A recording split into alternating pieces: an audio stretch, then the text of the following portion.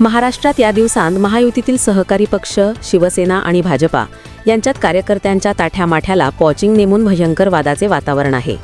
उपमुख्यमंत्री एकनाथ शिंदे यांच्या युतीधर्म पाळण्याच्या आवाहनाला न जुमानता भाजपाने डोंबिवलीत शिवसेनेचे 2 पदाधिकारी विकास देसाई आणि अभिजित थरवाल यांना पक्षात स्वीकारले। त्याच्या प्रत्युत्तरात शिवसेना विधायक राजेश मोरे यांनी भाजपा प्रदेशाध्यक्ष रवींद्र चव्हाण यांच्यावर युतीच्या तत्वांचा भंग करण्याचा आरोप केला आणि भाजपा सतत शिवसेना कार्यकर्त्यांना स्वीकारत आहे असे सांगितले। मोरे यांनी असेही दावे केले की अनेक भाजपा नेते आणि माजी पार्षद शिवसेनेत यायला इच्छुक होते, पण त्यांनी युतीधर्म पाळत त्यांना प्रवेश नाकारला।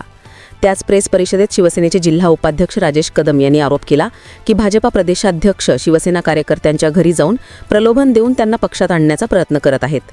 शिवसेनेच्या प्रेस परिषदेनंतर लगेचच भाजपा कल्याण जिल्हाध्यक्ष नंदू परब यांनी पलटवार केला।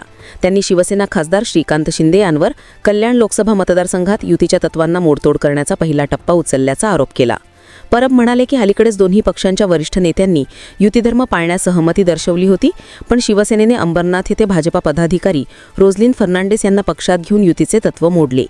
बुधवारी 2 शिवसेना नेत्यांचा भाजपेत प्रवेश हा त्याचा सरळ प्रत्युत्तर होतं असे त्यांनी सांगितले। एका पत्रकाराने भाजपाने आधी शिवसेनेच्या माजी अंबरनाथ महानगरपालिका सदस्य सुरेंद्र यादव यांना का स्वीकारले याची चर्चा उपस्थित केली, तेव्हा परब म्हणाले की शिवसेनेने मालवणी येथे निलेश राणे यांच्या प्रकरणात युतीचे तत्व मोडले होते, मग उल्लंघनाची सुरुवात तेथूनच झाली। परब यांनी पुढे सांगितले की आता ते कोणतेही शिवसेना पदाधिकाऱ्यांना पक्षात घेणार नाहीत असे पक्षाध्यक्षांकडून निर्देश त्यांना मिळाले आहेत। मात्र शिवसेना भाजपा नेत्यांना तोडणे सुरू ठेवल्यास भाजप प्रत्येक भाजपा सदस्याबद्दल 2 शिवसेना पदाधिकाऱ्यांना पक्षात घेईल अशी इशारातही त्यांनी दिली।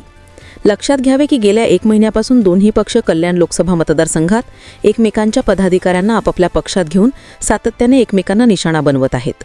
यामुळे दोन्ही पक्षांच्या शीर्ष नेतृत्वाने युतीच्या तत्वांच्या वारंवार उल्लंघनाबद्दल तक्रार केली आहे।